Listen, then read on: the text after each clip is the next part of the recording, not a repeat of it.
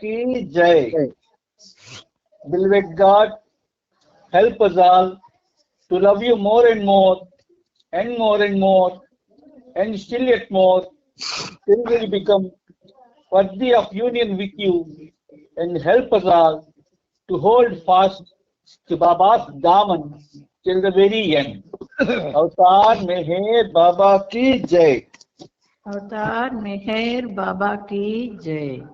ప్రీతం మెహర్ బాబా, నీవు ప్రసాదించిన ప్రవచన సారము గ్రహించవలసిన తీరులో గ్రహించి సదవగాహన చేసుకుని వాటిని మా జీవనములలో ఆపాదించుకుని నిజాయితీ తోడను నిర్మల ప్రేమతోడను వాటిని ఆచరించులాగా మా అందరినీ ఆశీర్వదించు. అట్టి ఆచరణయుత జీవన శైలిలో జీవించున్నట్లు మా అందరినీ అనుగ్రహించు. అవతార్ మెహర్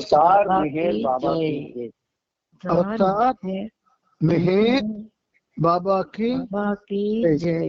తండ్రి ప్రేమ పూర్వక జయ బాబాలు.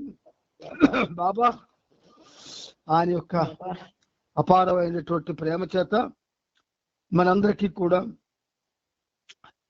ఆయనతో సహజీవనం సాగించే అవకాశాన్ని ఈ రోజు కూడా ప్రసాదించాడైనా.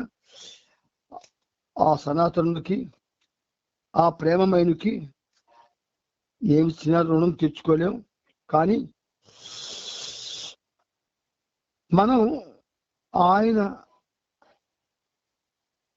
ఏదైతే అత్యధిక ప్రాధాన్యత ఇచ్చిన విషయం ఉందో ఏమిటంటే ప్రేమ కన్నా విధేయత అన్నాడు ఆయన. విధేయత గొప్పది అన్నాడు. ప్రేమ కన్నా విధేయత ఎలా గొప్పది అవుతుందో అది మనం ఈ సబ్జెక్ట్లో చెప్పుకున్నాము. అంచేత ఆయనకి విధేయతతో ఉండి ఆయన్ని నిరంతరం కూడా ఆనందపరుస్తూ మనం ఉండగలిగితే మన జన్మలు పావనం అవుతాయి. మనం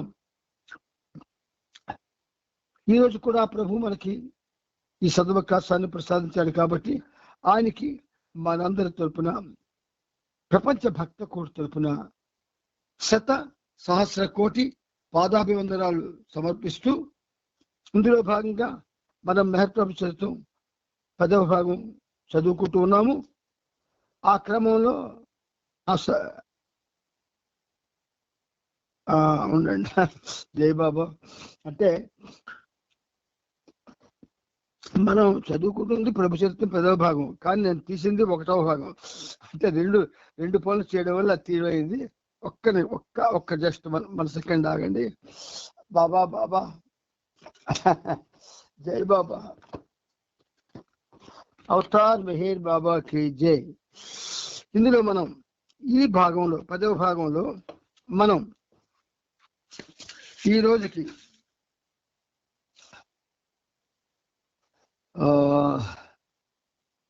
4310 అక్కడికే వచ్చాం కదా సీను నాన్న. 11లో ఉన్నాం. 4310 11లో. సరే, 11లో అంటే అప్పుడు బాబా భగవంతుడు లీలా వినోదం గురించి ఇలా చెప్పాడు. అది అక్కడ ఆపుకున్నాం. సరే సరే జై బాబా.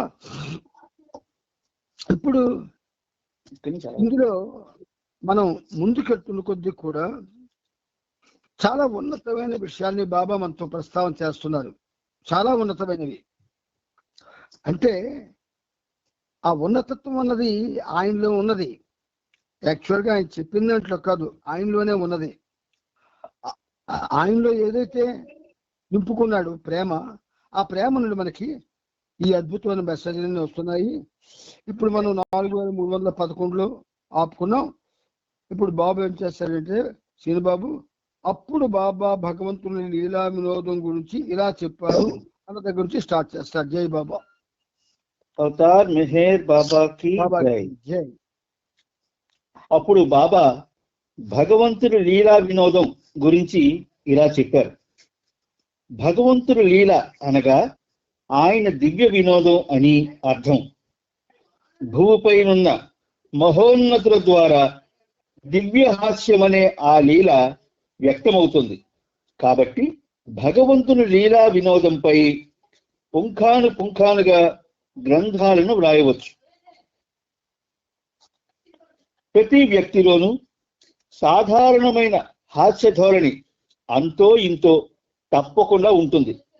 ఆధ్యాత్మికంగా పురోగతి చెందిన, దివ్య జ్ఞానం కలిగిన ఆ హాస్య ప్రవృత్తిలో ఎటువంటి మార్పు ఉండదు. వ్యక్తి ఎంతటి ఆధ్యాత్మికోన్నతి సాధించినా లేదా అతని అంతర్వికాసం ఎంతగా అభివృద్ధి చెందిన వ్యక్తిలోని హాస్య ప్రవృత్తి, వ్యక్తి యొక్క సహజ స్వభావం ఏమాత్రం మార్పు చెందదు. అవతార పురుషులు, ప్రవక్తలు, సద్గురువులు, సాధు పొంగువుల ద్వారా వెలువడే భగవంతుని హాస్య ప్రవృత్తి యొక్క స్థాయి, పరిధి, కాలమాన పరిస్థితులను అనుసరించి వారు నిర్వహించాల్సిన విధుల యొక్క స్థాయి, పరిధిని అనుసరించి మారుతూ ఉంటుంది. సాధారణమైన లేక దైవీ సంబంధమైన ఈ హాస్యలీల బయటపడే తీరు, హాస్యంగా జవాబిచ్చే తీరు అవతారులు, సద్గురువులు మొదలైన వారి సహజ స్వభావంపై ఆధారపడి ఉంటుంది. ఇక్కడ కాపు నాన్న, ఇప్పుడు ఒక కొత్త సబ్జెక్టు బాబా మన ముందు పెట్టారు. ఆయన అంటే ఆయనకది యుగ యుగాల నుంచి చెప్తుంది, కానీ మనం బాబాతో లింక్ అయ్యాం ఈ అవతార కాలంలో. ఇప్పుడు వింటున్నాం కాబట్టి మనకు అది నూతనమే. అయితే ఈ నూతనంలో కూడా మనకి కొత్తదనం కన్నా ఇది వరకు పరిచయం ఉన్నటువంటి పరిస్థితి మనకి స్ఫురిస్తూ ఉంటుంది. ఇప్పుడు బాబా ఏమన్నారు? భగవంతుని లీల అనగా దివ్య వినోదం, డివైన్ ఫన్ అన్నాడు ఆయన. FUN fun. సాధారణంగా ఆధ్యాత్మిక మార్గంలో ఈ ఫన్ అనేటటువంటి మాట వాడబడదు, కానీ బాబా వాడారు కాబట్టి ఈ FUN అన్నది చాలా గొప్ప అర్థాన్నది దానికి అది సంతరించుకుంది. ఆ డివైన్ ఫన్, దివ్య వినోదం అని అర్థం అని చెప్తూ భూమిపైనున్న మహోన్నతుల ద్వారా దివ్య హాస్యమనే ఈ లీల, దివ్య హాస్యమనే ఆ లీల వ్యక్తం అవుతుంది. Divine sense of humour, divine sense of humour వ్యక్తమవుతుంది. కాబట్టి భగవంతుని లీలా వినోదంపై పుంఖానుగా గ్రంథాలు రాయవచ్చు. అంటే మనం, నా వాయిస్ మీ అందరూ క్లియర్గా ఉందా నానా? క్లియర్గా ఉంది. సరే సరే. భూమిపై ఉన్న మహోన్నతుల ద్వారా, మహోన్నతులు, మహా ఉన్నతులు, భూమిపై మహోన్నతులు అనబడే వాళ్ళు ఎవరు? సద్గురువులు, పరమహంసలు. సద్గురువులు, పరమహంసలు భగవంతుని యొక్క అనుగ్రహానికి పాత్రులైన వాళ్ళు. 3 కేటగిరీలు. ఈ మహోన్నతుల ద్వారా దివ్యహాస్యం అనే లీల వ్యక్తం అవుతుంది. అయితే భగవంతుని లీలా వినోదంపై పుంఖానుగా గ్రంథాలు రాయొచ్చు అని మనకి బాబా ఇక్కడ ఒక చిన్న హింట్ ఇచ్చారు. అంటే ప్రతి కదలిక మీద కూడా మనం వ్యాఖ్యానం చేసుకొని వివరాలు చెప్పుకోవచ్చు బాబా కదలికల మీద. అవి ఎంత గమ్మత్తుగా ఉంటాయంటే, మనము చిన్న మాట చెప్తాను మీకు. తన ముందు జనం 2 వరుసల్లో ఇటొక 500 మంది, అటొక 500 మంది కూర్చున్నారు అనుకోండి. పూనా గురుప్రసాద్లో ఆయన ప్రసాదం పంచుతాడు. ఎలా పంచుతాడు? ఎడమ వైపు ఉన్న ప్రేమికులకి ఇలా చూసి చిన్న నవ్వునవి ఇలా చెయ్య విసరడానికి ఇలాగా నవ్వుతూ ఇలా విసిరినట్లా అంటాడు, కానీ విసరడు. తీరా ఆ చెయ్యి మీదకి వెళ్ళేసరికి ఇటు నుంచి అదే చెయ్యి వెనక్కి వచ్చి మళ్ళీ ఇటుపక్క చేస్తుంది. వాళ్ళంతా మాకు దొరుకుతుంది అనుకుంటారు, అది కానీ దొరకదు, వీళ్ళకి దొరుకుతుంది. అంటే దివ్య హాస్యము. అటువంటి హాస్య ప్రవృత్తితో కూడుకున్న పనులు చాలా చేశారు బాబా. అలాగే ఇలా వేలు చూపించి ఇలా అంటారు, ఇలాగే చేస్తూ ఇలాగ వేళ్ళు ఇలాగ చూపించి పాయింట్ ఫింగర్ ఇలా రమ్మంటారు. రమ్మంటే ఆ వ్యక్తి నన్నే అనుకొని నిలబడతాడు. వెంటనే ఆ చెయ్య ఇలా వచ్చేసి ఇలా అంటుంది, ఇటు పక్క వాడు లేచిపోతాడు. లేకపోతే వాడు వచ్చేస్తుంటే ఊపిలో వాడు కూర్చునిపోతాడు.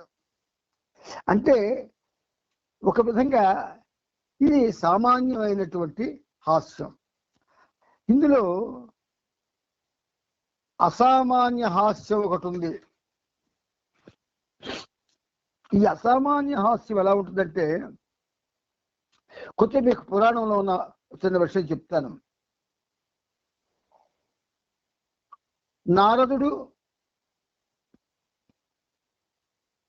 నారదుడితో సమానమైన వాడు తుమ్మురుడు. వీళ్ళిద్దరికంటే గొప్పవాడు హనుమంతుడు. నారదుడు తుమ్మురుడు వీళ్ళు రెండు డివైన్ పర్సనాలిటీస్. అంటే భగవత్ కార్య నిర్వహణ కోసం రూపాలను ధరించిన వాళ్ళు. మరి ఆంజనేయ స్వామి ఆయన భగవత్ కార్యం కోసం రూపం ధరించిన వాడే, కానీ ఈశ్వర సంభూతుడు పంచముఖ ఆంజనేయుడు చావు లేని వరం పొందినవాడు, భవిష్యత్ బ్రహ్మవు నువ్వు అవుతావనే వరం పొందినవాడు. అంచేత దివ్యత్వంతో కూడి ఉన్నవాడు ఆంజనేయ స్వామి. మరి వీళ్ళ ముగ్గురికి ఏదైనా పోటీ పెడితే, ఏదైనా పోటీ అంటే ఇంకేం పోటీ, గానంలో వాళ్ళకి పోటీ పెట్టాలి. పోటీ పెడితే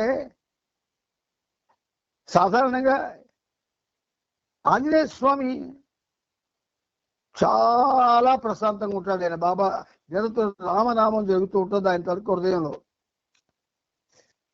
ఆయన లేడు ఆ సన్నివేశంలో. ఒక్క నారదుడికి తుమ్ముడికి పోటీ జరుగుతుంది. అంటే దివ్య వినోదం, దివ్య హాస్యం అంటే చాలా డిఫరెంట్గా ఉంటుంది. అప్పుడు అంటే ఇది కూడా మనకి బాబా యొక్క జీవిత చరిత్రలో కూడా జరిగింది. 10,000 రూపాయలు ఆ రోజుల్లో ఒక ప్రోగ్రాంకి తీసుకున్నటువంటి బేగం అఖ్తార్ని 3 మాసాల ముందు కౌరు పెట్టి నా ఆస్థానంలో పాడాలి అని చెప్పి బాబా పిలిపించి ఆవిడ పాడిన తర్వాత, ఆ రోజుల్లో బేగం అఖ్తార్ అంటే చాలా ప్రసిద్ధి చెందినటువంటి గాయని. అందులో గజల్స్ కవాలీస్ పాడేది ఆవిడ. అటువంటి ఉన్నతమైనటువంటి ఆ పర్సనాలిటీని పిలిపించి అందరు కూర్చోబెట్టి పాడించి ఆవిడ పాడి 2 చేతులు జోడించి బాబాను చూస్తే పెదవి విరిచాడు. ఆయన పెదవి విరిచాడు. డివైన్ హాస్యంలో ఆ హాస్యాన్ని తట్టుకోగల శక్తి కూడా ఉండాలి ఎదుటి వాళ్ళకి. అంటే బాబా తాలూకా దృష్టాంతం ఆయన జీవితంలో ఆయన యొక్క ఆ అద్భుతమైన ప్రేమ కథలో ఉన్నటువంటిది చెప్పడానికి ఆ పాత కథని ఆపాను. అయితే అప్పుడు ఏమవుతుంది, బేగం అఖ్తార్ కళ్ళ ఏకధాటికి నీళ్ళు వచ్చేస్తాయి. మరి దుఃఖం ఆగడం లేదు ఆమెకి. అప్పుడు ఆ దుఃఖపడుతున్నటువంటి ఆమెని ఇలా చేత్తో ఇలాగా ఆగు అని ఆపి, ఆ రాత్రి అంతకు ముందు రాత్రి ఒక కొత్త పాట రాసుకొని వస్తాడు మధుసూదనం. ఆయన్ని పాడమంటాడు బాబా. మీకు ఇవేంటంటే చిన్న విషయాలు కావు. గానం అన్నది మొదట భగవంతుడిని అలరించింది గంధర్వ గానం, సామాన్యుల గానం కాదు. గంధర్వ గానం అలరించింది. రాను రాను రాను రాను కాలం మారుతూ ప్రజలు పూర్తిగా మోహావేశంలో పడిపోయి భగవంతుడిని విస్మరించారు. కాబట్టి సామాన్యులకు కూడా అవకాశం ఇస్తున్నాడు ఆయన. అయితే మధుసూదన్ని పాడమంటే ఆ రాత్రి కొత్త గీతం రాసుకొని వచ్చాడు ఆయన. ఎప్పుడు అవకాశం వస్తుందో పాడదామని. ఎప్పుడైతే బాబా అన్నాడో ఆ పాట పాడాడు. ఆయన పాడుతుంటే సరే, మెహర్ బాబా ప్రేమికులు, బాబా చుట్టూ ఉన్నవాళ్ళు వాళ్ళ కళ్ళల్లో వచ్చి నీరు రావడం సామాన్యం. కానీ తన గానం కాదు అని అపహాస్యం చేయబడినటువంటి ఆమె బేగం అఖ్తర్, ఆవిడ రోధిస్తుంది ఆ గానానికి. అది దివ్య హాస్యము, divine sense of humour. Sense of humour. మనకి సెన్సెస్ ఉన్నాయి, ఆర్గన్స్ సున్నితమైనవి. అవి కానీ పులకరిస్తే లేదా అవి కానీ కొంచెం బాధకు గురైతే దాని పరిస్థితి వేరేగా ఉంటుంది. అందుచేత మధుసూదన్ పాట వింటూ బేగం అఖ్తర్ ఎంత రోధించిందంటే అంత రోధించింది. వెంటనే మధుసూదన్ ఆపుగానే, ఇన్నాళ్ళు నేను గొప్ప గాయని అనుకున్నాను, ఈ రోజుతో నాకు పరిస్థితి పోయింది అని అంటది ఓపెన్గా. ఇది డివైన్ హ్యూమర్, ఫన్ అన్నాడు Baba. Divine sense of humour, fun అంటే divine sense of humour is equal to fun అనమాట. అందుచేత బాబా అంటున్నారు, దివ్యహాస్యం అనే ఆ లీల వ్యక్తం అవుతుంది మహోన్నతుల ద్వారా. కాబట్టి భగవంతుని లీలా వినోదంపై పుంఖానుగా రాయొచ్చు గ్రంథాలు అని బాబా అన్నారు. ఒక విధంగా ఒక డైరెక్షన్ ఇచ్చారు, నా హాస్యం మీద ఎవరైనా రాయండి అని. కానీ బాబా చరిత్రలో ఉన్నవే మనకు తెలుసు తప్ప ఆయన హాస్యాన్ని వర్ణిస్తూ ఎవరికి కూడా ఇంతవరకు సాహసించలేదు రాయడానికి. రాద్దామనే ఒక తలంపు ఒకనొక టైంలో బాబా నాకు కలిగించిన నా శరీరం నాకు సహకరించట్లేదు. సరే, అయితే ఈ హాస్య ధోరణి ప్రతి వ్యక్తిలో కూడా సాధారణమైన హాస్యం, కామన్ హ్యూమర్ అది ఉంటుంది. అయితే దివ్య జ్ఞానం కలిగిన ఆ హాస్య ప్రవృత్తిలో ఎటువంటి మార్పు ఉండదు. రామకృష్ణ పరమహంస కూడా చక్కటి హాస్యగాథలు చెప్పేవాడు. స్వామి వివేకానంద కూడా చక్కటి హాస్య సన్నివేశాలని ఒక్కొక్కసారి మధ్య మధ్యలో ఉటంకించేవాడు. ఎంతటి ఆధ్యాత్మిక ఉన్నతి సాధించినా లేదా అంతర్వికాసం ఎంతగా వృద్ధి చెందినా వ్యక్తిలోని హాస్య ప్రవృత్తి, వ్యక్తి యొక్క సహజ స్వభావం ఏమాత్రం మార్పు చెందదు. అయితే ఇక్కడ డివైన్ ఫన్ వేరు. మనం సెంటర్లో నవ్వుతూ చూడండి, ఎవరైనా పాడుతుంటే బాగోలేదు అనుకోండి, మనం నవ్వుతుంటాం, మనం ఏదో గాయకుల్లాగా.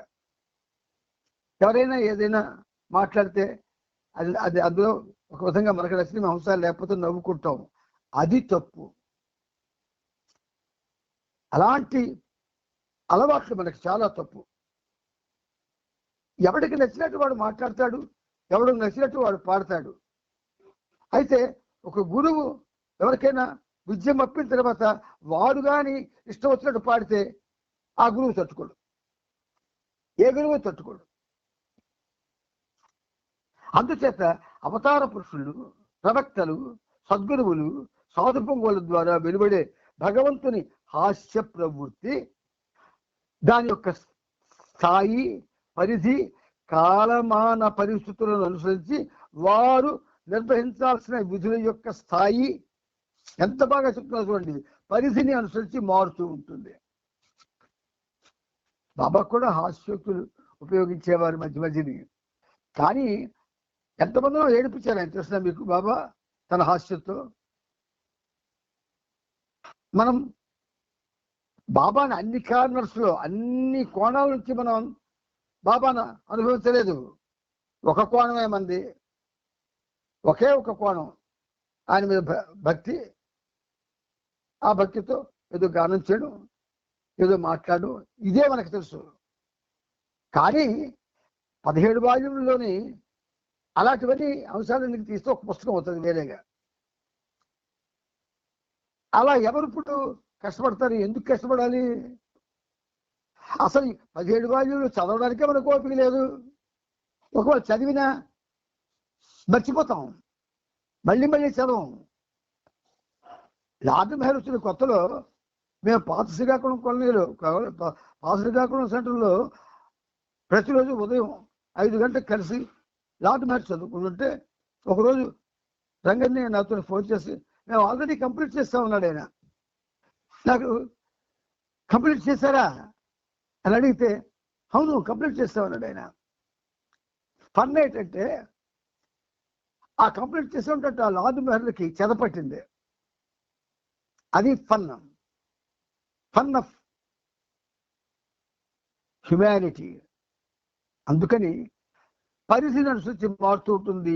సాధారణమైన లేక దైవీ సంబంధమైన ఆ హాస్యలీల బయటపడే తీరు, హాస్యంగా జవాబిచ్చే తీరు అవతారులు, సద్గురువులు మొదలైన వారి సహజ స్వభావంపై ఉంటుంది. సద్గురువుల్లో హాస్య ప్రవృత్తున్న వాళ్ళు ఎవ్వరూ లేరు. 5గురిలో హాస్య ప్రవృత్తిని ఒకవేళ వ్యక్తం చేసిన అందులో కూడా సీరియస్నెస్ ఉంటుంది వాళ్ళకి. ఎందుకంటే సామాన్యులు కాదు 5గురు, ఒకరిని మించిన వాళ్ళు ఒకరు.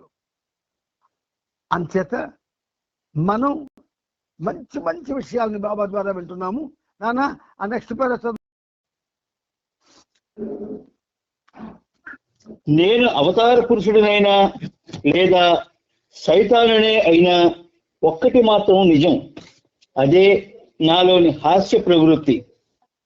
అన్న 104ని ఎంత వింతగా వస్త్రధారణ చేసినా, బాబాదాస్ ఎంతగా అసంబద్ధమైన ప్రసంగం చేసినా నాలోని హాస్య ప్రవృత్తే నన్ను వినోదపరుస్తుంది.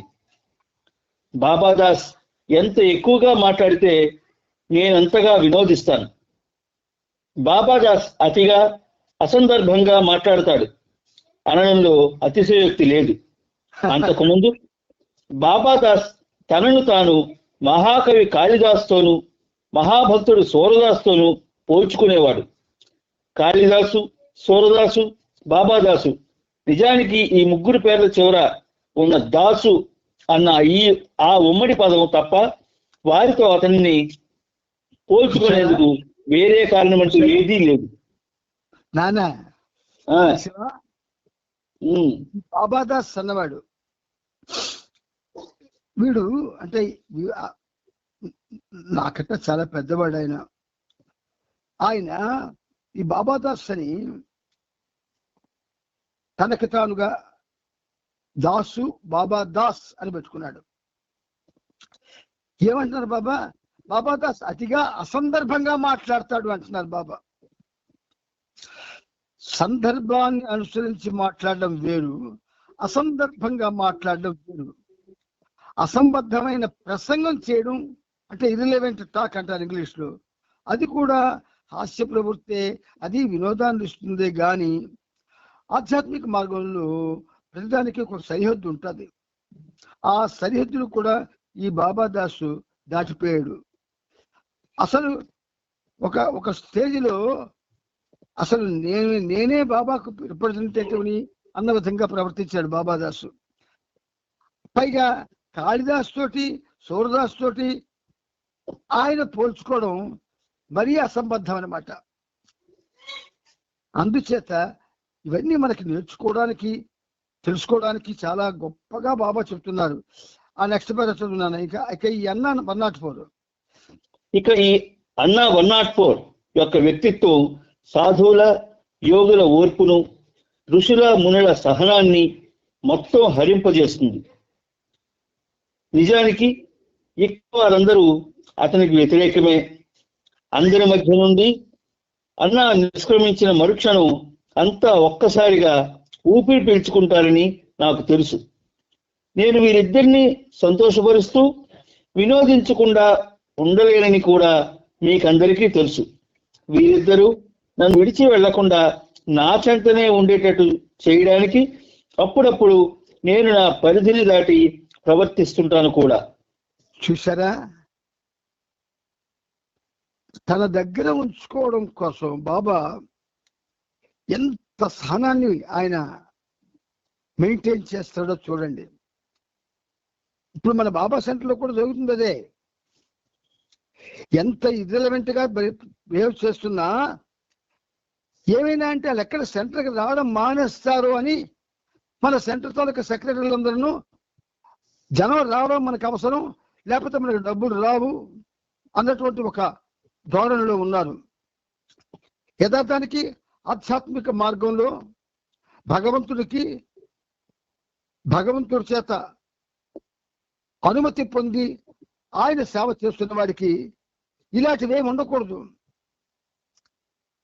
మెహర్ బాబా ప్రపంచంలో ఇలాంటి ఉండడానికి లేదు. ఆయన భగవంతుడు కాబట్టి, దేవదేవుడు కాబట్టి, శ్రీ మహావిష్ణువు కాబట్టి ఆధ్యాత్మికంగా సెంటర్లు అభివృద్ధి చెందడం లేదు. ఆ 3వ పారాగ్రాఫ్ చదివినానా అన్నా 104 బాబాదాస్ ద్వయాన్ని గురించిన ఒక్క విషయాన్ని ఇప్పుడున్న వారిలో ఏ ఒక్కరూ కాదనరు. తమ శక్తి సామర్థ్యాలకు అనుగుణంగా ఇద్దరూ విలక్షణమైన రీతిలో నాకు ఎంతో సేవ చేశారన్నది ఎవ్వరూ కాదనలేరు. ఇద్దరూ నన్నెంతో నిజాయితీగా ప్రేమిస్తారనే విషయం కూడా నాకు తెలుసు. గత అవతారాల జీవితంలోని వివిధ సంఘటనలు తద్వారా వెల్లడైన వారి హాస్య ప్రవృత్తిని బాబా ఇలా వివరించారు. అది అంటే how Baba has tolerated so many aspects while he is giving lectures on spirituality.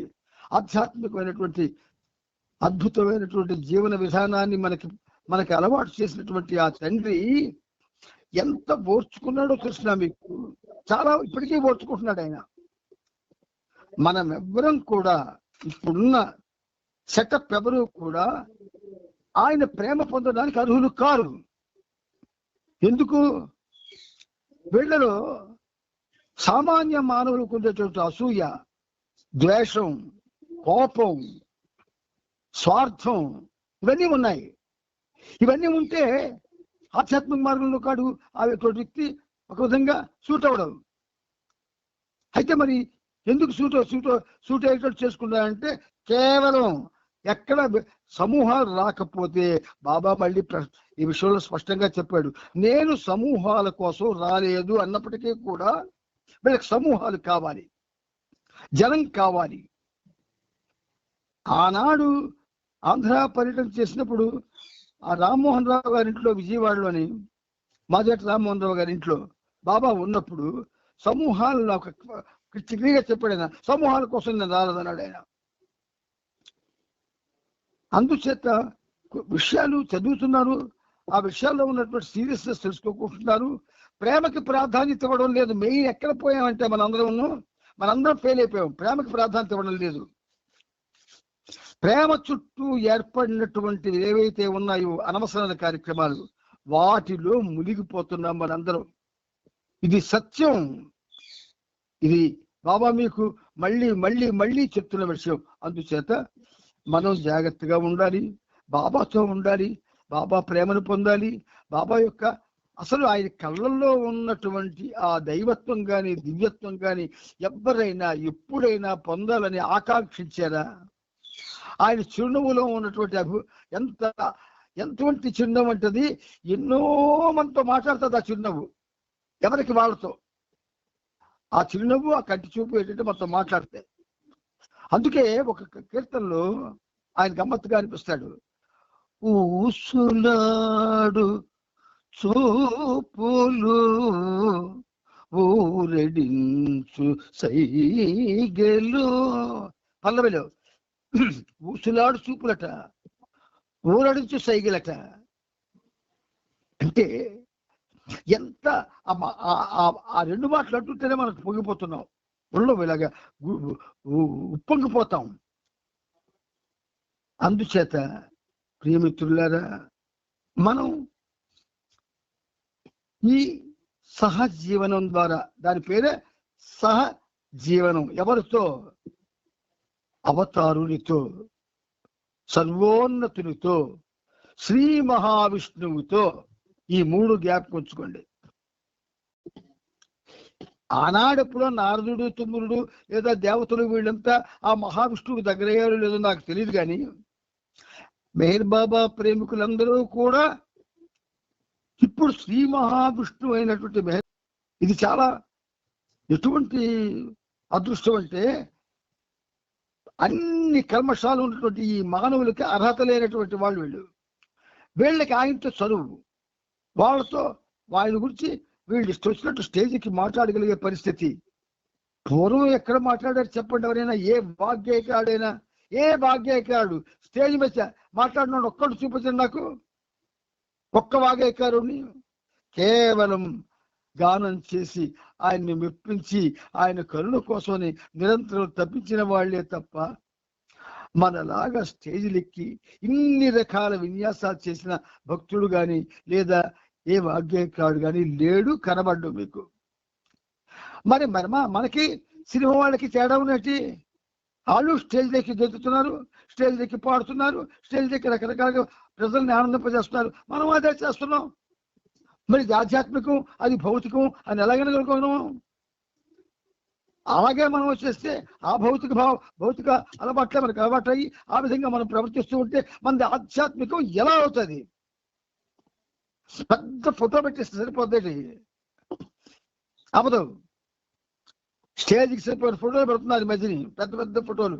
అయితే అవి ఎందుకు పెడుతున్నారంటే వచ్చే వాళ్ళకి అది ఆకర్షిస్తుంది, అది చూస్తారు అని. అంత ఫోటో పెట్టే కూడా బాబాని ఎవరు చూడడం లేదు. మీకు తెలియదు ఆ సంగతి, నాకు తెలుసు. మనుషులు చూసుకుంటున్నారు కూర్చొని. ఇది నిజం, నమ్మండి. ఇలా ఉండకూడదు. ఆధ్యాత్మికంలో మనం ఖచ్చితంగా ఉండకూడదు. ఉంటే జీవితం నాశనం అయిపోద్ది. సంస్కార రహితాలు మనవు, మనకు సంస్కారాలు పోవు, పెరిగిపోతున్నాయి అన్ని విధాలుగా కూడా. ఆయన ఈ పనిముట్టు ద్వారా మీతో మాట్లాడుతున్న మాటలన్నీ కూడా యథార్థాలు. రాజమండ్రి గురుకుల భవనంలో మార్చి 1వ తారీఖు రాత్రి 1 గంటల వరకు బాబా చెప్పిన విషయాల్ని పదే చెప్తున్నాడు ఆయన. ఆనాడు మనకి అక్కడ కొవ్వూరులో బేరస్థాన్ నిర్మాణం అయింది. ఆ రోజు బాబా రామలింగ స్వామి వేదలకు రాసిన ఉత్తరంలో రాసిన విషయాలు మీరెవరు చదువుకున్నారు లేదు నాకు తెలియదు. చాలా గొప్ప విషయాలు రాశారు బాబా. అంటే మనం కొంతవరకే లిమిట్ అయిపోతున్నాం. మనమే ఏదో చేసుకొని మనమే ఓహో మనం అంత బాగా చేసాం అని ఉబ్బి తబ్బిపోతున్నాం. కాదు, దిస్ ఈజ్ నాట్ కరెక్ట్. నీకు ఒకటే చెప్తామనండి, ఎప్పుడైతే నీ హృదయం నిరంతరం ఆయన కోసం రోధిస్తుందో, ఎప్పుడైతే నువ్వు భౌతిక విషయాల పూర్తిగా విముఖత చెంది ఆయన ప్రేమ కోసం పరితపిస్తావో, ఎప్పుడైతే నువ్వు రాత్రి పడుకున్నప్పుడు కూడా నిద్ర లేకుండా నీ హృదయం బాబా బాబా బాబా బాబా అంటుందో, అప్పుడు అవతార పురుషులు వచ్చినందుకు ఈ కాలంలో మళ్ళీ మనం ఆ శ్రీ మహావిష్ణువుతో ఒక సంబంధం పెట్టుకునే వాడిగా మనం పరిగణిస్తాము. మనకు మనం అనుకోవచ్చు, లేకపోతే అనుకోవడానికి అవకాశం లేదు. మహామహులు తలలో నెలిసిపోయిన వాళ్ళు కూడా ఇలాగ సామాన్యంగానే ఉంటేలాగా వాళ్ళు అలాగ ఉన్నారు కాబట్టి మనం అలాగ ఉన్నాం. వాళ్ళు ఏమాత్రం కొంచెం సెన్సిటివిటీ ఉండి బాబా చెప్పేటువంటి విధంగా జీవితాన్ని సాగించుంటే మనం ఇంకో ఎలాగెత్తుకుంటాం.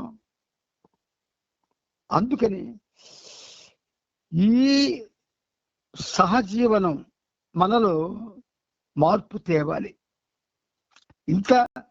ఇంత నేను అంటే మీ అందరికీ ఈ పనిముట్టు ఎక్కువ శ్రద్ధ తీసుకొచ్చి ఎందుకు చెప్తుంది అంటే కారణం ఏంటంటే, నేను లేకపోయినా మీలో ఏ ఒక్కరు ఈ సత్యాన్ని గ్రహించి కానీ ఆయనకి దగ్గరైతే వాళ్ళ వల్ల ఆ ఒక్కరి వల్ల మరికొంతమంది బాబాకి చేరువవుతారని నా తొలక తాపత్రయం, ఈ పనిముట్టు తాపత్రయం.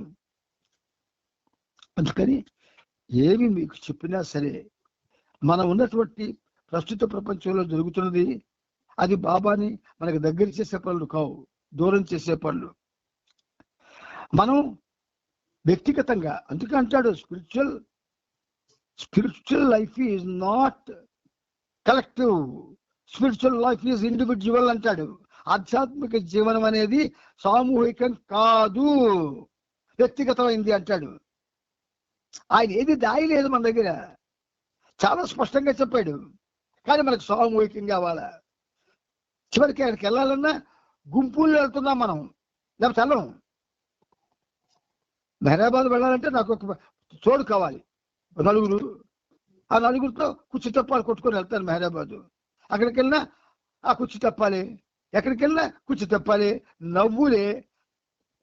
మామూలు ఇంట్లో ఉన్న ధోరణే. మరి ఎందుకండి మెహరాబాద్ వెళ్ళడం? దేనికండి? నేను మెహరాబాద్ వెళ్ళిన రోజుల్లో ఏం జరిగేదంటే సి హాస్టల్లో కూర్చోబెట్టేవారు, ఏదో ఒకటి చెప్పమని ఇవ్వరు, అక్కడ చెప్పేవాడు చెప్పించుకునేవారు, జోపిడీలో చెప్పించుకునేవారు నా చేత. అందరూ వచ్చేవారు, అగో శ్రీనని ఎక్కడ చెప్తున్నారు, వెళ్దాం పదండి అని. మరి 7-8 ఏళ్ళు అయిపోయింది, నాకు ఆరుకు నాకు అవకాశం ఇవ్వడం, నేను రాలేకపోతున్నాను. ఒక్కటే, మనం బ్రతికితే బాబా కోసం బ్రతకాలి, చస్తే ఆయన కోసం చచ్చిపోవాలి. మరి ఈ మధ్యన ఇంకెవరితో మనకు సంబంధం ఉండడానికి వీల్లేదు. అలాగ ఉన్నప్పుడు మాత్రమే ఈ అవతార కాలంలో మనం కొంచెం మళ్ళీ నెక్స్ట్ జన్మలకు పరస్పర విరుద్ధమైన జన్మలు కదా. స్త్రీ పురుషుడు అవుతుంది, పురుషుడు స్త్రీ అవుతాడు. అయినప్పుడు కూడా నీకు బాబాతో కనెక్షన్ ఎలాగ ఉంటుంది? ఇప్పుడు వీడు పురుషుడు, వీటితో మాట్లాడుతున్నవాడు పురుషుడు, నెక్స్ట్ జన్మలో స్త్రీ అవుతాడు. వీడికి ఫ్రీడమ్ ఎక్కడ ఉంటుంది? క్రిస్టోస్ తిరగడానికి ఉండదు. కాబట్టి ఖచ్చితంగా నేను చచ్చే వరకు ఆయన పాదాలు పట్టుకొని ఆయన నామస్మరణ చేస్తూ ఆయన చెప్పినవన్నీ కూడా కనీసం కొంచెమైనా అవకాశం చేసుకొని ఆ విధంగా నా జీవితాన్ని మలుచుకోగలిగితే రేపు స్త్రీగా అయినా ఆయన ఒక మాట ఇచ్చాడు. ఏంటి మాట ఇచ్చానికి? నువ్వు ఎక్కడైతే నా నుండి నువ్వు స్టాప్ అయిపోతావో మళ్ళీ నెక్స్ట్ జన్మలో అక్కడ నీకు కలుపుతాను అన్నాడు. గుర్తుంచుకోండి, ఏ సంవత్సరంలో మీరు బాబా ప్రేమికులుగా మారారో గుర్తుంచుకోండి.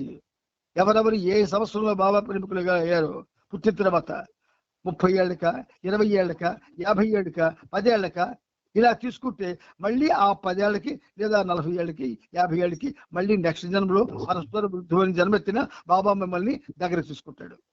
ఆ చాయిస్ ఇచ్చాడు ఆయన, అది పోగొట్టుకోకూడదు మనం. అందుచేత మీరు చాలా సహనపరులు, ప్రేమ ఉన్నవాళ్ళు, మీ అందరికీ ప్రేమ ఉంది. ఈ పనిముట్టు కంటే ఎక్కువ ప్రేమ మీలో ఉంది, నిజంగా చెప్తున్నాను, అబద్ధం కాదు. అందుచేత మీరు ఆ ప్రేమని వృధా చేసుకోకండి, ప్రేమని అభివృద్ధి చేసుకోండి. ప్రేమ అభివృద్ధి కావాలి అంటే బాబాతో మీకు సాంగత్యం ఇంకా రోజు రోజుకి ఎక్కువ అవ్వాలి. బాబాతో ఉండాలా, సమూహాలతో కాదు. సమూహాలు చెదరగొడతాయి నిన్ను. అరే సంకీర్తన చేస్తుంది కూడా నవ్వుకుంటానండి, నాకు అర్థం కాదు. మీరు గమనించడం లేదు. ఎందుకు నవ్వు? సంకీర్తన చేసుకొని నవ్వెందుకండి? ఆయన మాటలు వింటూ నవ్వెందుకండి? మధ్యలో లేచి వెళ్ళి వస్తున్నామేటండి? ఇదంతా డిసిప్లినే. ఇండిసిప్లిన్కి పూర్తిగా మనం అలవాటు పడిపోయాం. కర్బడ్ అది ఆగిపోవాలి, అందరికీ ఆగాలి. నేను ఆగను అన్నాడు కావుడు, బతిమారుకోను, కాళ్ళు పట్టుకోను, లేకపోతే ఏదో లంతం ఇచ్చేవాడిని మార్చడు, ఆయన మార్చడు. మనం మారాలి అంతే. అవతార్ మెహర్ బాబాకి మనం ఇప్పుడు ఎంత టైము 9:45 అవుతుంది. సో మనం ఇందులో ఒక భాగంగా ఏదైనా ఒక గీతం మనం పాడుకుందాం అనుకున్నాం. ఇప్పుడు ఇది ప్రారంభిస్తారు బాబా. దయచేసి అందరూ కూడా అటెన్షన్ గా ఉండండి. జై బాబా నాన్న, జై బాబా, జై బాబా. ఇప్పుడు మనం బాబా